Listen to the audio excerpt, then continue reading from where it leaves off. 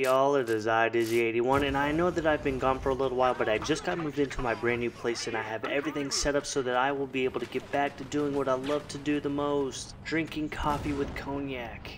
Oh yeah, and talking about games.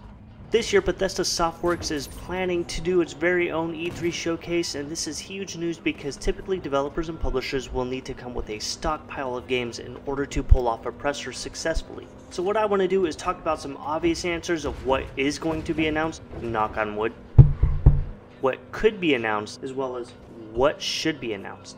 So for starters, while nothing is guaranteed, these are all speculation, even the obvious answers. There are a couple of games that should be an obvious lock for Bethesda on their very first presser. For instance, last year at QuakeCon, goers were treated to a sneak peek to the next installment of the Doom franchise. With little to nothing said since this reveal, it should be an obvious choice to be part of the presser. When revealing Doom to players, they will more than likely get to see a little bit more of the gameplay as well as learn a little bit about the story of this new installment. Personally, I'm excited for this, and I would really hope that they go back to the old arcade style shooter with the puzzles, the hidden secrets, and hordes of enemy at your doorstep just waiting to give you a hellish ride to the final boss. Big old cannon on his arm and everything, you know, the whole 9 yards. Another obvious lock should be Battlecry. While this is being published underneath Bethesda, this is being developed by their underneath studio, Battlecry Studios, which is kind of ironic because, you know, Bethesda and the whole ZeniMax,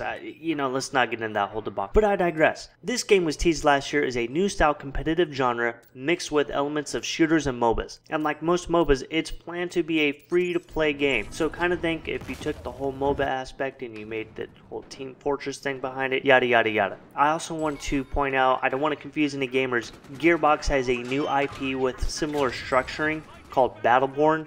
Bethesda is Battlecry, Gearbox is Battleborn. So what could be announced? We all know that Bethesda is a very secretive company when it comes to their highly touted franchises. Mentioning a Fallout or the Elder Scrolls will only bring excitement for most gamers by the droves. For these two entries of the franchise, the Elder Scrolls was able to make up with beyond reasonable success with Skyrim, only to follow it up with the Elder Scrolls Online, albeit the latter is technically developed by ZeniMax Online. Fallout has been on the back burner since New Vegas' entry, and while rumors have been flying about a brand new Fallout being located in Boston, it is a very plausible scenario that the studio has the next entry at least to tease us at E3.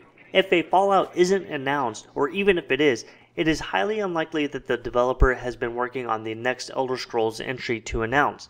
However, one thing that seems to be the trend in gaming these days is high-definition remakes.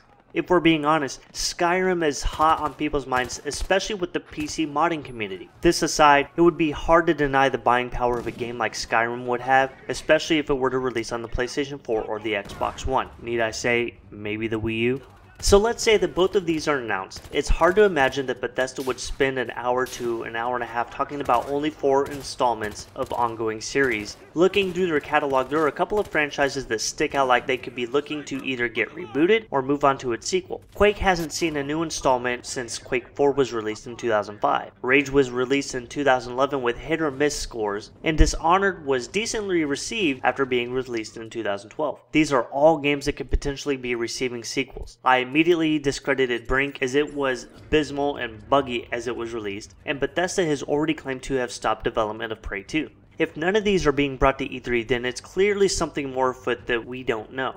Could Bethesda be seeking to create completely new IPs and take risks outside of their Fallout and Elder Scrolls safe zone? What should be announced? Being the fact that it was hit with a pretty unspectacular start, the Elder Scrolls Online has seen many changes during its time on PC, and while already announced for a console, a release date was set up for this June 9th if I'm not mistaken. The game is now free to play and bringing on a pretty cool justice system that will start allowing players to play the game like it's a real Elder Scrolls game.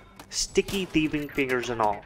What should be next for this game is an announcement of a true expansion. Unlike DLC of standard games or in-game events of MMOs, expansions should include massive amounts of new content to help players keep going and entertain. If one is not announced, it's probably going to be pretty disappointing. If we're also on the spectrum of remaking, why stop at remaking Skyrim for the new console generation? Could it be possible that the entire Elder Scrolls anthology gets ported over? Obviously, this is a dying person's wish and unlikely to happen, but it would be a wonderful what-if scenario. premiere. For that matter, where's Fallout's anthology? With Mad Max right around the corner, this would be an excellent time to get the eyes off the competing post-apocalyptic world. So what do you all think is going to be going down for Bethesda's presser at E3? Is anything that I said plausible? Or am I just bumfuck crazy, you know? We all know how I can be. But anyways, I want to thank everyone for checking out my video. Make sure you do go check out playbackgaming.com for all of your gaming news needs. You can follow me here on YouTube. You know, there is that subscribe button. You've already made it to the end of the video. There's also those thumbs. You can give me a thumbs down. I'm cool. I'm hip. And as always, you can follow me on Twitter at iDizzy81. And lastly, gamers, happy gaming.